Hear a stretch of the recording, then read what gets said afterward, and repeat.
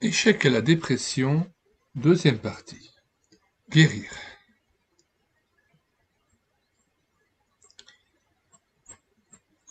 Démarrage. Une question se pose d'emblée lorsqu'il s'agit de guérison. Le dépressif ne devrait-il pas d'abord recouvrer la santé du corps avant d'espérer retrouver son équilibre intérieur et sa joie de vivre? Oui, dans certains cas.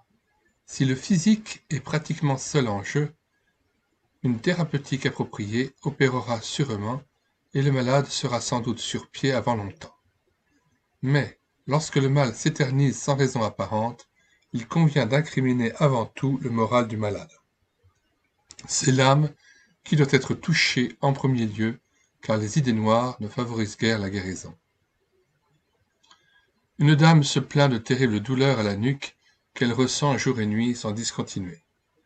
Notre entretien se poursuit dans un bon climat et mes réponses paraissent l'apaiser. Soudain, elle s'étonne.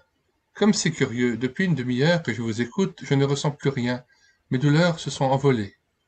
Au moment de me quitter, elle renouvelle ses propos. C'est vraiment extraordinaire. Je ne souffre plus de la nuque. C'est merveilleux. Dois-je en déduire que la dame inventait sa souffrance? Non, car je suis persuadé qu'elle ressentait réellement une vive douleur. Elle ne l'imaginait pas, mais la fabriquait sans le savoir. La tempête intérieure qui l'agitait avait une incidence certaine, à la fois sur le sympathique et sur son corps, d'où l'importance d'apaiser cette tempête. Je converse avec un père de famille qui a craqué suite à un surmenage. Tout naturellement, le médecin a ordonné le repos dans une institution de choix. Eh bien, m'avoue mon interlocuteur, voilà 18 mois que je me relaxe dans les conditions idéales.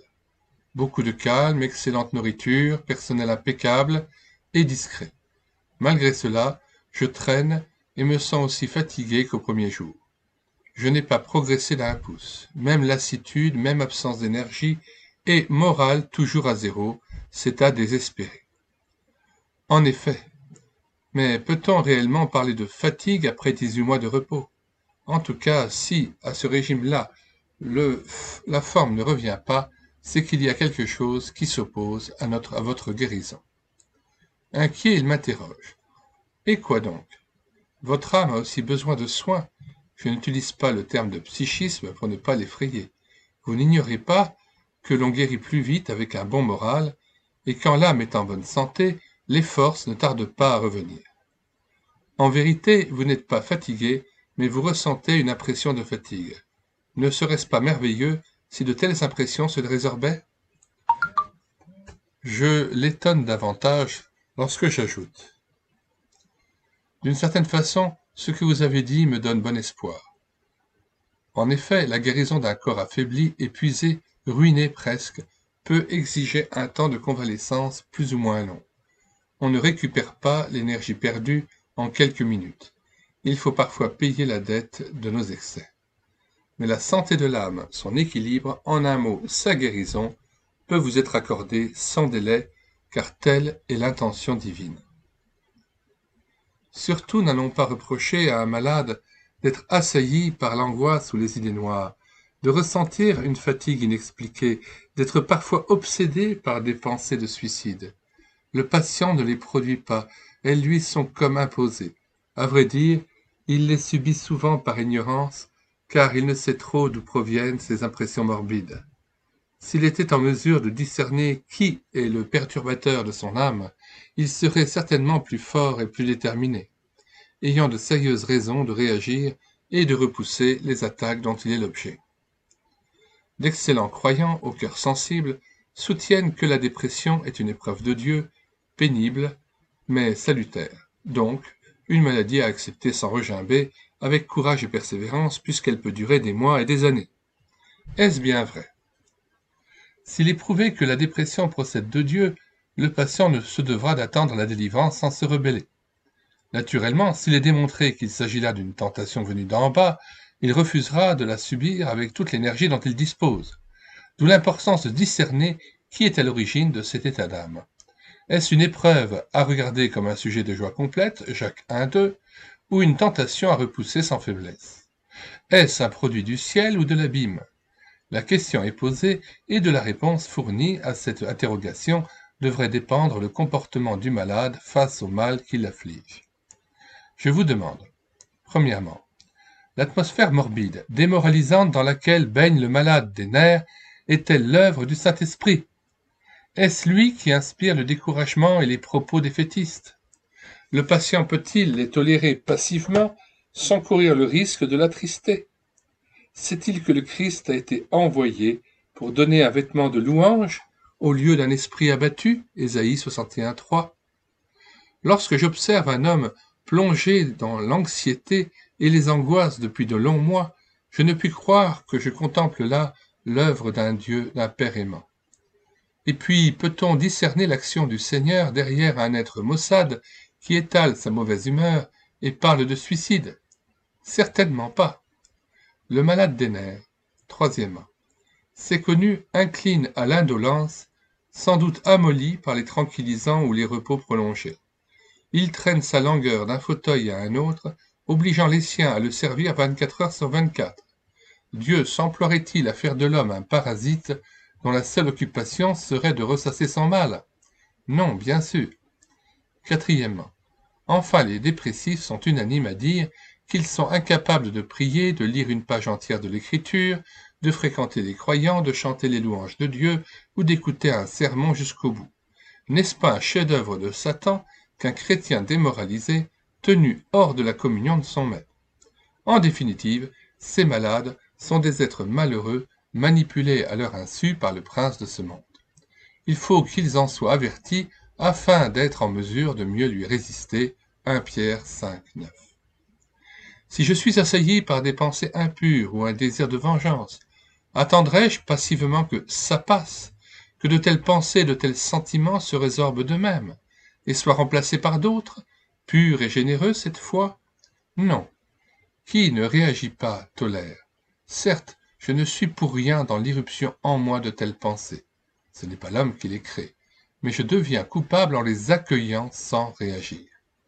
Tolérer, c'est aussi se complaire et montrer que l'on prouve une secrète satisfaction à les entretenir. Plus encore, c'est résister à celui qui libère, c'est se tenir hors du chemin de Dieu. Il en va de même pour le dépressif. Certes, il n'est pas l'auteur de l'angoisse ou des idées noires. Ces choses viennent tout droit des ténèbres. C'est pourquoi il s'opposera avec énergie à l'action de Satan, conformément à l'Écriture. Veillez, votre adversaire le diable rôde comme un lion rugissant, cherchant qui il dévorera. Résistez-lui avec une foi ferme. Le Dieu de toute grâce, après que vous aurez souffert un peu de temps, vous perfectionnera lui-même, vous affermira, vous rendra inébranlable. À lui soit la puissance au siècle des siècles. 1 Pierre 5, 8, 11. Êtes-vous abattu, sans ressort, paralysé par la crainte ou les angoisses? Plutôt que de vous installer dans le tunnel, démasquer l'adversaire, refuser son emprise, vous humiliant d'avoir si longtemps accepté de subir son influence. Alors vous aurez franchi un pas important dans la voie de la guérison. La guérison, quand? Lorsque je parle de guérison à un malade des nerfs, l'entourage s'insurge et le patient baisse la tête en souriant. C'est pas demain la veille. Qui les contredira? L'un comme l'autre parlent d'expérience, eux qui n'arrivent pas à entrevoir le bout du tunnel malgré médecins et médecines. Bien plus, ils sont fortifiés dans leurs convictions par d'excellents chrétiens qui leur répètent « Courage, ce sera long, mais le Seigneur est avec vous ». C'est pourquoi la plupart des gens s'indignent lorsque j'ose affirmer que la guérison est possible avant longtemps. Après tout, Dieu désire accorder à quiconque la santé de son âme sans délai. Maintenant même, et cela pour 3 raisons. La première raison, c'est qu'il est amour. Est-il concevable que le Père céleste se plaise à voir son enfant se débattre dans ses angoisses des mois et des années durant? Dieu tourmente-t-il les siens? S'il permet parfois la souffrance, il rend alors capable de la regarder comme un sujet de joie complète, Jacques 1,3, chose impensable lorsqu'il s'agit de la dépression. La deuxième raison, c'est que le Seigneur ordonne à quiconque se réclame de lui de vivre continuellement dans la joie et la paix. Par exemple, soyez toujours joyeux, 1 Thessaloniciens 4:4. Réjouissez-vous toujours dans le Seigneur, Philippiens 4:4. Que la paix de Christ à laquelle vous avez été appelés règne dans vos cœurs, Colossiens 3:15. Par lui, offrons sans cesse à Dieu un sacrifice de louange, Hébreux 13:15. Les mots toujours, règne, sans cesse, rappellent éloquemment que la paix comme la joie doivent être permanentes en nous. C'est pourquoi quiconque tolère sa tristesse si complet, refuse d'en sortir ou ne fait rien pour en être délivré, résiste à Dieu et lui désobéit. Plus encore, il laisse le champ libre à Satan, le démoralisateur, alors que Dieu est le consolateur. Or, puisque le Créateur donne ce qu'il ordonne, persuadons-nous qu'il peut et veut nous rendre joyeux et nous accorder une pleine santé spirituelle. La troisième raison est fournie par la Bible qui déclare « Voici maintenant le jour favorable, voici maintenant le jour du salut » 2 Corinthiens 6, 2, 3. Aujourd'hui, pas demain. Pourquoi? Parce que Dieu veut que je le serve dans la louange dès maintenant.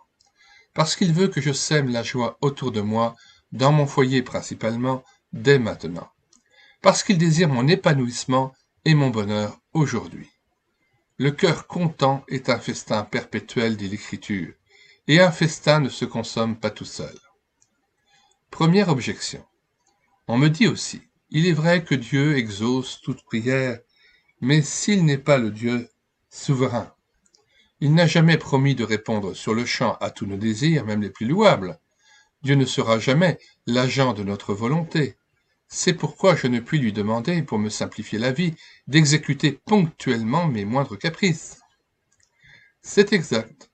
Toutefois, j'affirme qu'il exécutera aujourd'hui ce qu'il veut que j'obtienne maintenant dans sa souveraineté justement. Ce n'est pas l'homme qui dit aujourd'hui, mais le Seigneur. Demain est le mot de Satan. Prédicateur de l'Évangile, je me garde de dire à qui cherche le salut, vous savez, Dieu est souverain. Il vous accordera le pardon quand il le jugera bon. Bien au contraire, je l'exhorte vivement à compter maintenant sur la grâce d'un Dieu qui nous supplie de le recevoir. Mon enfant, donne-moi ton cœur. Remettre à plus tard, faire la sourde oreille à ses appels, c'est oublier que Dieu est souverain. Et prétexter la souveraineté de Dieu pour différer sa décision n'est qu'un alibi qui cache le refus de capituler et d'obéir à celui qui a dit « Si quelqu'un a soif, qu'il vienne à moi et qu'il boive » Jean 7, 37, et non pas qu'il attend le bon vouloir du Dieu souverain. Je sais qu'il est des grâces qui peuvent attendre et dont la réalisation doit être ajournée pour notre bien.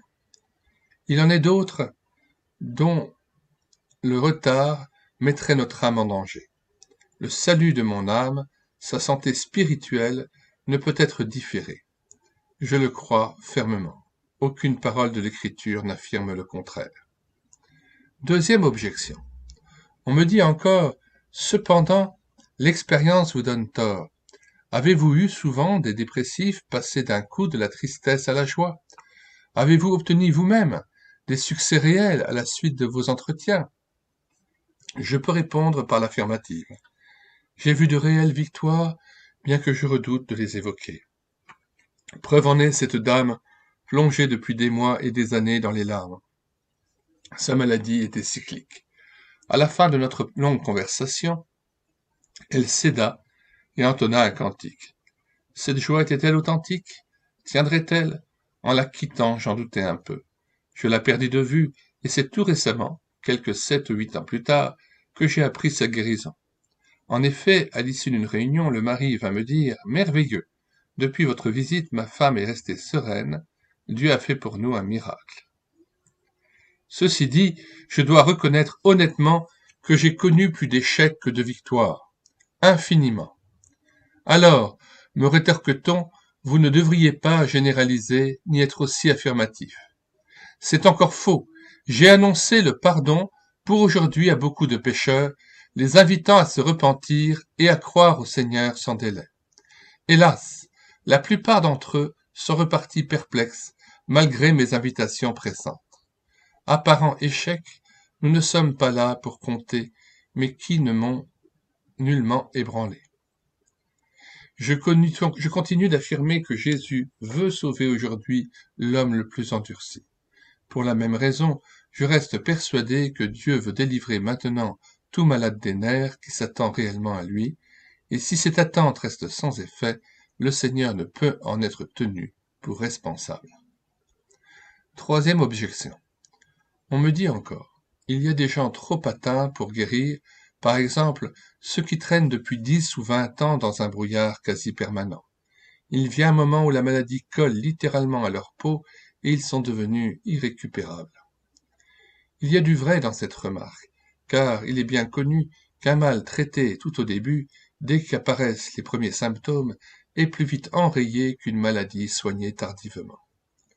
D'ailleurs, les médecins ne se privent pas de gourmander leurs patients qui viennent les consulter à la dernière heure. C'est maintenant que vous venez me voir, encore un peu, et l'on vous emmène directement au cimetière. Le jeune fumeur abandonnera aisément et sans grande difficulté le tabac, alors qu'un vieil habitué de la cigarette luttera désespérément sans pouvoir s'en débarrasser. Un mal entretenu est difficile à déloger.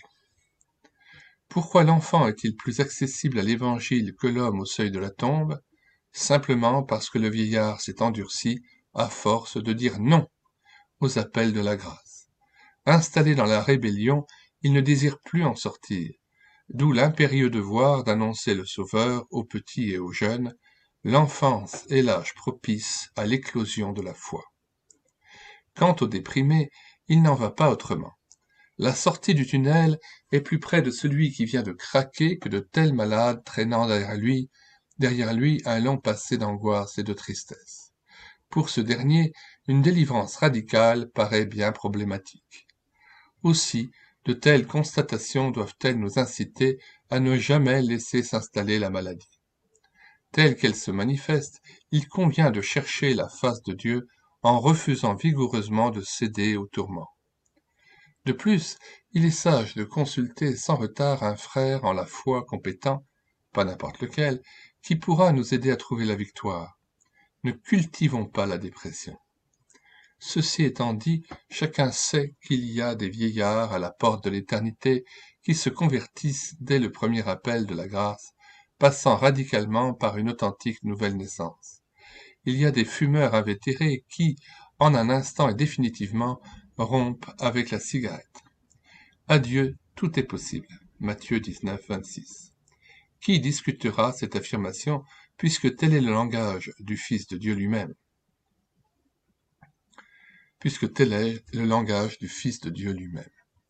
Dernière objection.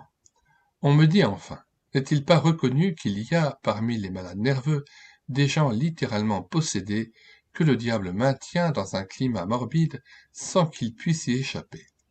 Ils ne sont pas même libres de prononcer une parole de foi et ont besoin, comme le paralytique de l'Évangile, Marc 2, 3, 12, d'être portés jusqu'à Jésus, incapables qu'ils sont de s'approcher de lui. Il faut l'intervention des autres pour qu'ils soient secourus dans leur impuissance. C'est exact, et nous touchons ici à un domaine que nous ne pouvons aborder dans notre ouvrage. Nous en dirions trop ou trop peu. Nous pensons qu'il est indispensable que de tels malades aient au préalable un entretien sérieux avec un chrétien expérimenté. Éclairé par le maître des esprits, il diagnostiquera d'abord s'il y a réellement possession ou non. En général, le possédé se signale par certaines réactions étranges, en particulier lorsqu'on évoque le nom ou le sang du Seigneur. S'il en est ainsi, il sera nécessaire de chasser Satan et toute puissance adverse au nom de Jésus, le vainqueur des ténèbres. Quoi qu'il en soit, nous affirmons que Dieu veut délivrer sans délai quiconque souffre de dépression et accorder par sa présence la joie sereine à qui s'attend à lui. Mais y sommes-nous disposés? Là est la question. C'est à chacun de répondre sans ajouter au oui le mais qui transforme le oui en non. Non au tourment. Le malade des nerfs doit être déterminé à guérir s'il veut sortir de son long tunnel. Il retrouvera d'autant plus vite son équilibre qu'il désirera plus ardemment la guérison. Le Seigneur est trop respectueux de notre liberté pour agir contre notre volonté et nous imposer sa bénédiction. Cependant, une question se pose. Est-il dans la pensée de Dieu de guérir tous les dépressifs? Puis-je attendre de lui une guérison sans délai? Au risque de me répéter, ici les répétitions ne sont pas inutiles, j'affirme que oui, et pour 4 raisons au moins. Premièrement, parce que telle est la volonté du Dieu souverain qui déclare dans sa parole « Réjouissez-vous toujours dans le Seigneur » Philippiens 4, verset 3. Deuxièmement, parce que notre Créateur nous aime et désire l'épanouissement de notre être tout entier. 1 Jean 1, 4. Troisièmement, parce qu'il est le Tout-Puissant à qui tout est possible. Luc 1, 37. Rétablir un être abattu est pour lui peu de choses. Quatrièmement, parce qu'il désire se glorifier en nous. Or, le croyant découragé ne peut servir à sa gloire. C'est pourquoi donnons raison à celui qui veut nous secourir dans tous nos besoins en disant oui au « veux-tu être guéri » Jean 5, verset 6 du Sauveur.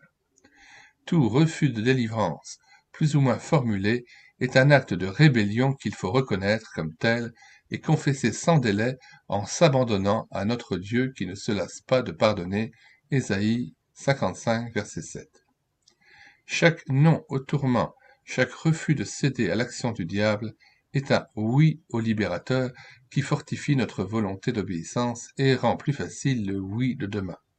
Se soumettre ainsi, c'est proprement résister au diable. La tendance de l'homme naturel est d'attendre passivement que Dieu intervienne. Ainsi ce jeune homme, qui prenait un réel plaisir à entendre l'Évangile, et cela depuis des mois. Il déclara aux chrétiens qui le pressaient d'accepter Jésus, « Je sens que ça vient, du reste, je suis plus heureux depuis que je vous écoute. » Ce langage est trompeur, et nul pécheur ne connaîtra la joie du salut aussi longtemps qu'il n'ouvrira pas la porte à celui qui frappe. Nous devons être ouvriers avec Dieu et, dans une certaine mesure, exaucer nos propres prières, puisque l'Écriture dit que celui qui veut prenne. Apocalypse 22, verset 17.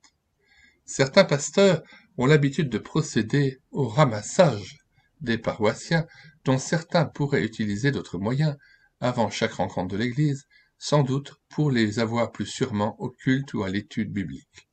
N'exigeant d'eux aucun effort, ils doivent constater avec tristesse que les défaillances sont nombreuses chaque fois que le minibus est en panne. Qui veut, sans vouloir vraiment, n'atteindra jamais le but, et les réalisateurs ne se recrutent pas parmi les indécis ou les passifs. La victoire est pour ceux qui sont déterminés à l'obtenir, la guérison de l'âme aussi. Pour vous convaincre que le vouloir, c'est-à-dire la volonté de guérir, est un élément essentiel dans la libération du malade, nous vous donnons ci-dessous 2 exemples qui d'ailleurs ne concernent pas spécialement les dépressifs. Je m'entretiens avec ma fillette, 8 ou 9 ans, qui mouille son lit, avec une fillette, 8 ou 9 ans, qui mouille son lit, ce qui, avec les années, devient catastrophique. Rien n'a opéré jusqu'ici, ni les menaces, ni les remèdes, ni la promesse d'une récompense. Certainement inspiré, je lui propose de dire à haute voix « Je ne veux plus mouiller mon lit ». À mon étonnement, la fillette me regarde sans broncher. Je devine une résistance qui m'incite à revenir à la charge. « Veux-tu dire ?» Le visage durci, elle ne desserre pas les dents. J'insiste et l'invite plusieurs fois à répéter ma phrase, mais sans succès. Puis brusquement, elle éclate en larmes sans dire pour autant les mots que j'attendais.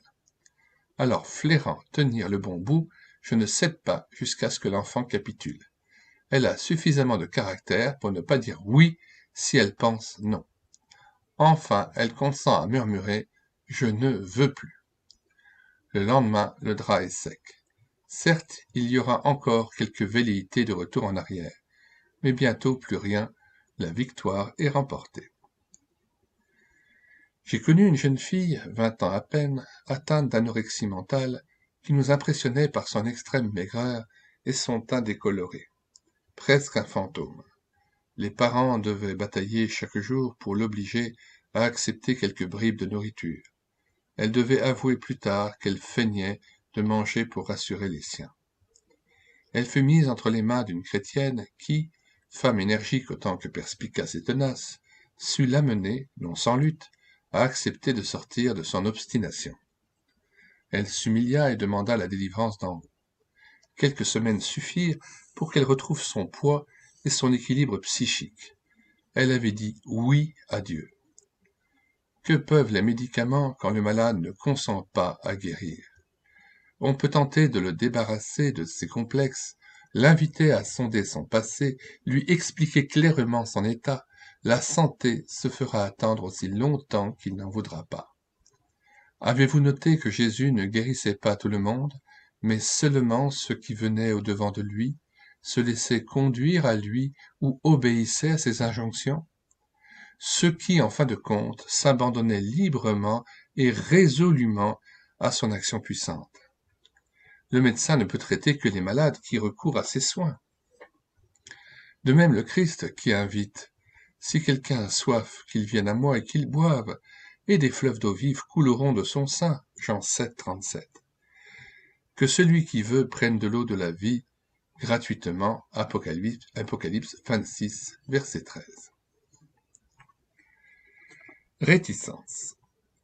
La première question que je pose à un malade des nerfs est la suivante. Voulez-vous guérir aujourd'hui? Êtes-vous décidé à sortir du tunnel sans délai, avec détermination? Il semble évident qu'une personne en pleine débâcle et qui voit souffrir son entourage désire en finir au plus tôt avec ses angoisses et ses obsessions. Rien n'est moins certain. On oppose souvent le silence à cette question apparemment saugrenue quand elle ne provoque pas de vives réactions. Il m'a été rapporté qu'un malade, chrétien de surcroît, avait été réellement fâché contre moi en m'entendant affirmer que la guérison était pour maintenant. Qu'il est rare d'obtenir un non au tourment et un oui au Seigneur vraiment net. Quand ils sont formulés, je devine des réticences. Le oui, un oui timide qui n'engage pas, est souvent accompagné d'un mais qui le ramène à un non déguisé. Souhaite-t-on réellement en sortir? Aussi longtemps que ce oui, Seigneur, ne sera pas franc et massif, il n'y aura pas d'intervention d'en haut. Mais alors, pourquoi ces réticences et ces oui hésitants? Les motifs sont variés, en voici quelques-uns. Premièrement, refus par ignorance. Un malade peut, en toute bonne foi, tolérer sa dépression parce qu'il ne sait pas quelle est l'œuvre du diable et donc qu'il doit refuser angoisse et tourments en s'abandonnant à Jésus-Christ. Un père me demanda de parler à sa fille qui broyait du noir depuis 3 ou 4 ans. Je ne sais plus que faire avec elle, me dit-il. Accepteriez-vous de lui parler pour l'aider à guérir? J'entamai donc une conversation avec la jeune fille, et une fois éclairé sur son cas, je lui demandai à brûle-pourpoint si elle était disposée à tomber d'accord avec le père qui voulait sa joie et son équilibre. Sans hésiter une seconde, elle répondit par un oui catégorique presque éclatant. Elle comprit son péché et désira vivement être délivrée pour la gloire de Dieu. Le lendemain, je l'interrogeai. « Et alors, comment cela va-t-il » ? « Merveilleux, fut sa réponse. Le Seigneur est puissant, qui m'a gardé dans sa victoire. Depuis hier, je n'ai eu qu'une seule fois l'occasion de dire non au tourment. » Deuxièmement, l'égoïsme. J'ai connu un entraîneur de jeunes, d'ordinaire gentil garçon, gai et dynamique, qui traversait assez fréquemment des périodes sombres au cours desquelles il se montrait susceptible et soupolait. Lors d'une conversation très libre, il avait sa franchise, il m'avoua soudain « Voulez-vous que je vous dise la vérité? Broyer du noir, moi, j'aime ça. » Se moquait-il de nous? Certainement pas. Il parlait sérieusement, car, en vérité, la dépression faisait de lui un cas intéressant. Il inspirait de la pitié, et l'entourage était à ses petits soins.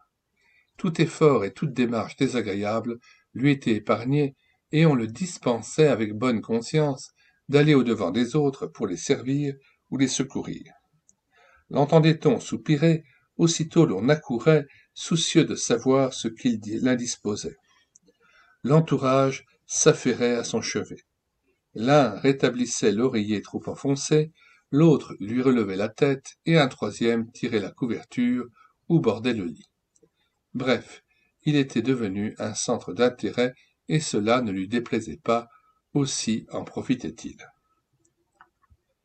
Troisièmement, des motifs erronés. Dernièrement, un jeune homme m'a dit naïvement: « Jusqu'à ce jour, j'étais persuadé qu'il était dans le plan de Dieu que je sois ainsi éprouvé, et même sur les conseils d'un vieux croyant, je bénissais le Seigneur pour ces longs mois de vague à l'âme. » Ma réponse ne se fit pas attendre. Quel stupide conseil! Un chrétien peut-il, selon Jacques 1,3, regarder comme un sujet de joie complète sa dépression? Certainement pas. Les angoisses et les tourments qui font justement barrage à la joie doivent pousser tout malade des nerfs à lancer un vigoureux appel à une urgente délivrance. Une épreuve est de Dieu lorsqu'il est possible de la traverser dans la paix et la victoire. Romains 5, verset 5. Quatrièmement, l'incrédulité. Certains déprimés refusent la guérison parce qu'ils ont essayé tant de fois sans succès et ont essuyé de telles défaites qu'ils renoncent à croire en la délivrance.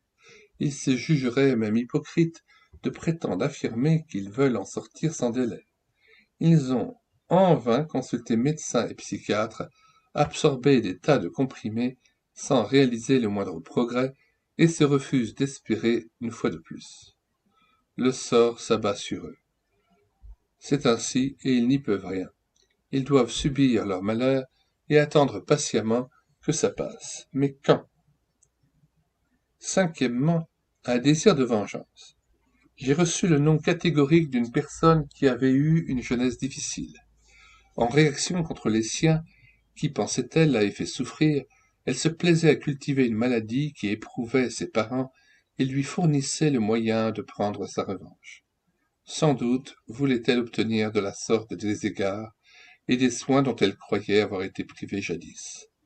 Cette personne devait être amenée à confesser ses mauvais sentiments et à désirer une prompte libération. 6. Une crainte injustifiée. Une dame m'avoua la raison de son refus de guérir. Elle redoutait tout simplement de reprendre un travail qu'elle faisait à contre-cœur dans une ambiance difficile d'incompréhension et de moquerie. Tel jeune homme, pour un motif analogue, tremblait à la pensée de devoir réintégrer le milieu familial où il était rudoyé et presque un souffre-douleur. La clinique était sa sécurité, aussi ne souhaitait-il pas vraiment la guérison. Telle jeune fille faisait des objections parce qu'elle redoutait le retour à la vie active, n'ayant aucune formation ni aucun diplôme qui pouvait lui assurer une situation honorable. La peur du lendemain lui faisait aimer son mal. Septièmement, une confiance illimitée dans les hommes de science. Une chrétienne repoussa catégoriquement l'idée d'une délivrance immédiate parce que son psychiatre lui avait dit « Mademoiselle, vous en avez au moins pour 2 ans ». Était-ce la confiance qu'elle plaçait en cet homme ou le sentiment de sécurité qu'elle éprouvait de se savoir à l'hôpital, entourée de blouses blanches qui veillaient sur elle? Je ne saurais le dire. La chose certaine, c'est qu'elle se défiait de celui-là seul qui pouvait la libérer de ses craintes. Huitièmement, la passivité. D'autres dépressifs estiment qu'ils doivent subir leurs épreuves jusqu'au bout, sans agir en quoi que ce soit pour hâter la guérison. C'est le cas de cette maman qui, périodiquement, traversait un temps de sombre désarroi. Elle en avait chaque fois pour 10 à 15 mois avant de s'en remettre, à tel point qu'elle attendait son mal lorsqu'il allait encore bien. Aussi, sa réponse à ma question plusieurs fois répétée était-elle invariable. « Ah, monsieur, je voudrais bien, mais c'est comme ça. » Ne soyons pas dupes. Je voudrais bien ne signifie nullement je veux. Les pécheurs invités à suivre le Seigneur disent souvent « je voudrais bien avoir la foi que vous avez, mais ne font rien pour la posséder. N'étant pas réellement décidés à changer de vie, ils demeurent dans leur perplexité sans qu'on puisse accuser Dieu de ne pas répondre à leurs vagues désirs. Neuvièmement, la pensée d'être une victime. J'ai trouvé sur ma route des gens qui, à la suite d'un grand malheur, ont sombré dans la dépression. Revers de fortune, grave injustice, perte d'un être aimé, infidélité du conjoint. De telles personnes se considèrent, souvent à juste titre, comme des victimes de la méchanceté des hommes et, ce qui est impensable, de l'injustice de Dieu. C'est pourquoi il leur apparaît qu'elles ont le droit d'être tristes et plus encore le devoir d'entretenir leur détresse qui leur semble justifiée. Que de veuves, de femmes abandonnées, de mères en deuil, de vieillards injustement dépossédés, qui cultivent le chagrin et trouveraient choquant d'envisager la consolation. Certes, il y a des larmes légitimes, et notre devoir est de pleurer avec ceux qui pleurent. Cependant, même le temps du deuil doit prendre fin. Genèse 23, verset 3. Rester dans ses larmes et entretenir sa douleur est une révolte déguisée. C'est le refus d'accepter le plan de Dieu pour soi. N'est-ce pas lui qui fait mourir et vivre? Dixièmement, le dégoût de la vie. Quelques malades, hélas, refusent catégoriquement d'envisager la guérison en disant « N'insistez pas, la vie ne m'intéresse pas, je veux en finir avec une existence insipide qui ne m'apporte que tristesse et déboire. » Ces déprimés comptent sur la mort pour mettre fin à leur malheur. Quelle illusion tragique! Certains même ont des pensées de suicide, tel ce jeune homme qu'on avait repêché in extremis dans le lac et qui me déclarait avec un brin d'arrogance « À la première occasion je replonge, et ce sera, j'espère, pour de bon. » À ces faux ou vrais désespérés qui parlent parfois de suicide avec fanfaronnade, je tiens un langage sévère, car il importe qu'ils comprennent combien il est redoutable de rencontrer le Seigneur dans de telles conditions. Franchir ainsi le seuil de la mort, c'est se trouver brusquement face à face avec le Dieu de sainteté. Plutôt que de s'apitoyer sur le malade, il aime cela, et de supplier le suicidaire, il se croirait un personnage important, j'ai le devoir de les avertir solennellement, quand bien même ils devraient être arrêtés par la peur. Dieu soit loué, il y a ceux qui veulent vraiment attendre du Seigneur une prompte délivrance, mais quelle bataille avant que le patient ne capitule. D'ailleurs, il n'est pas rare d'observer une grave rechute après l'entretien. Alors l'entourage s'affole et regrette de m'avoir fait appeler, me déclarant sur un ton de reproche « Après votre départ, notre garçon s'est montré plus triste et n'a rien voulu dire de toute la soirée. Nous avons essayé de le rassurer en lui disant que vous alliez un peu loin. » Cette rechute ne doit nullement nous étonner. Chaque fois que l'homme est placé devant un acte d'obéissance à accomplir, il commence par résister. La crise qu'il traverse révèle qu'il a parfaitement compris ce que Dieu attend de lui. C'est bon signe pourvu que la lutte débouche sur un total abandon entre les mains du Tout-Puissant. Onzièmement, l'extrême faiblesse. Il y a des cas, je le sais, où le malade est si affaibli, ses douleurs et ses maux de tête sont tels qu'il s'avère incapable de réfléchir, de comprendre et de réagir, incapable, semble-t-il, de dire non au tourment en regardant au Seigneur. Dieu le sait, et sait pourquoi. Il faut ménager de telles personnes, se garder de les accabler de conseils, mais les confier au Christ, comme jadis les porteurs compatissants amenèrent le paralytique à Jésus. Marc 2, versets 1 à 12. Il est vrai qu'en cette circonstance, l'impotent consentait à guérir, ce qui n'est pas toujours le cas avec les malades que nous visitons. Persuadons-nous que Dieu ne s'occupe de nos problèmes que si nous les lui confions. Lui refuser cela, c'est se défier de lui et accorder à Satan le droit de nous tourmenter. Au contraire, le oui à l'action d'en haut permet à Dieu d'accomplir en nous un miracle de sa gloire, à sa gloire. Que notre volonté soit toujours au diapason de la sienne.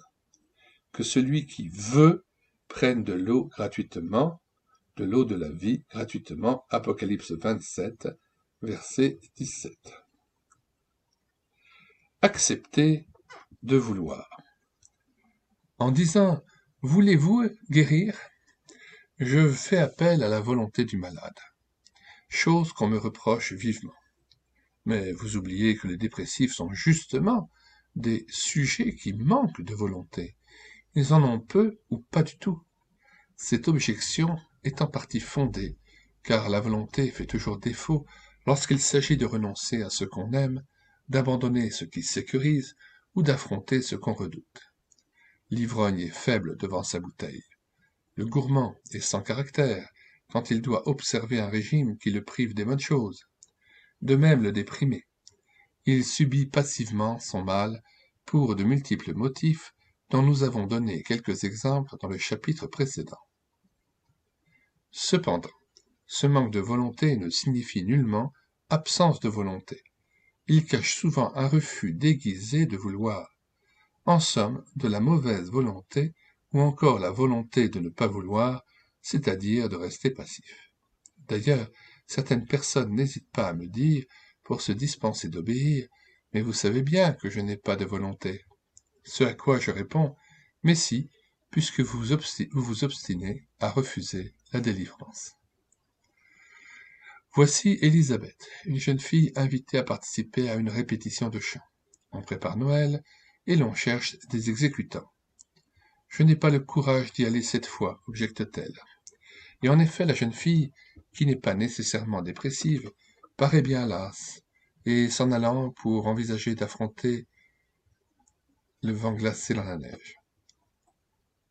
C'est sûrement trop pour ce soir. Et puis, Jeanne, sa collègue de travail, qu'elle jalouse un peu, a été désignée pour chanter en solo.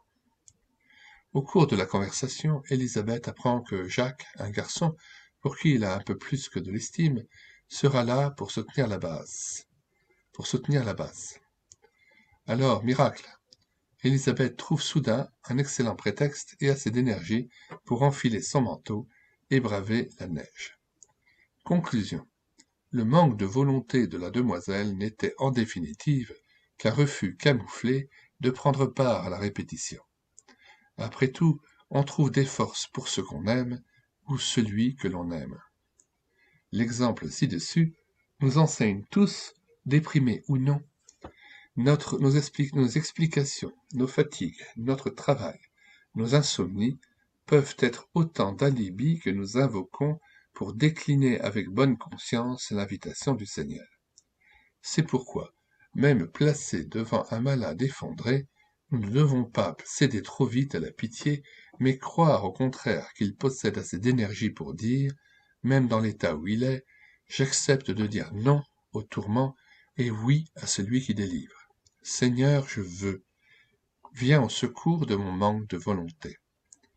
Certes, il faut parfois aider le patient à rechercher la guérison, avec ménagement ou en le bousculant lorsqu'on discerne que les motifs de ses réticences sont égoïstes.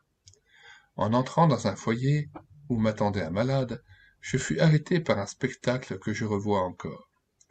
Accoudée à la table, au centre de la salle de séjour, une femme pleure, le mouchoir sous les yeux. Dans un coin, le mari la regarde, immobile et abattu lui aussi. Près de la porte, 2 enfants, 10 et 12 ans, observent avec douleur la maman qui gémit. J'invite les enfants à se retirer, mais la mère s'y oppose.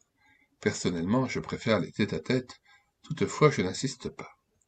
Après une demi-heure d'entretien, suffisamment informé sur son cas, je questionne. « Madame, voulez-vous accepter de guérir aujourd'hui ?» La dame se perd en explications, mais refuse le oui, net et décidé que j'attends d'elle. Alors j'attaque. « Madame, je vous reproche de ne pas aimer les vôtres. » Qui vous autorise à dire cela? Personne, mais simplement ce spectacle. Et je lui montre son mari et ses enfants. Que voulez-vous insinuer par là? Regardez la tristesse de votre mari, de vos garçons.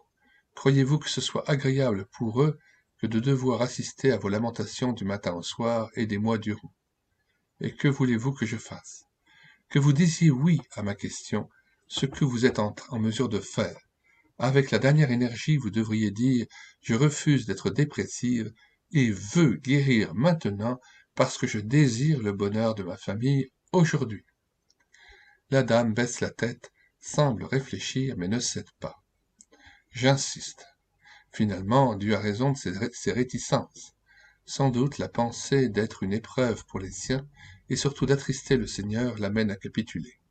Elle consent à dire dans un murmure « J'accepte que le Christ me rétablisse maintenant. » Je devais apprendre quelques années plus tard que cette personne avait été réellement délivrée par le Seigneur ce jour-là. Je reste persuadé qu'il appartient à cette catégorie de malades, et quel que soit leur état, de dire « Je veux guérir parce que telle est la volonté du Seigneur. » C'est pourquoi je lui demande instamment la grâce de retrouver mon équilibre et ma joie. Nous n'insisterons jamais assez en disant que chaque oui prononcé avec détermination, chaque Seigneur, je veux ce que tu veux pour moi, rend plus facile le oui de demain et de l'instant qui suit. Chaque refus, plus ou moins déguisé, m'endurcit et m'éloigne de la délivrance. En conclusion, je dois être résolu à sortir du marasme pour 4 raisons au moins. Premièrement, je dis oui, parce que je ne veux plus que mon entourage soit éprouvé par mes tristesses et pâtisse de mes sautes d'humeur. Je ne puis tolérer plus longtemps que ceux qui se dévouent pour moi soient encore obligés de me consacrer des jours et des mois alors qu'ils ont affaire ailleurs. Je dis oui parce que je ne veux plus laisser le champ libre à Satan. Je refuse son action et ses tourments qui m'éloignent de Dieu et de mon prochain et font de moi un être inutile et souvent désagréable. Je dis oui à la délivrance parce que mon corps est le temple du Saint-Esprit. Il doit s'épanouir et rester fort pour que je sème la joie autour de moi. J'aime mon Seigneur et veux le servir auprès des autres en les consolant à leur tour. Je dis oui surtout parce que telle est la volonté de Dieu à mon égard. Philippiens 4, 4 et Colossiens 3, verset 15.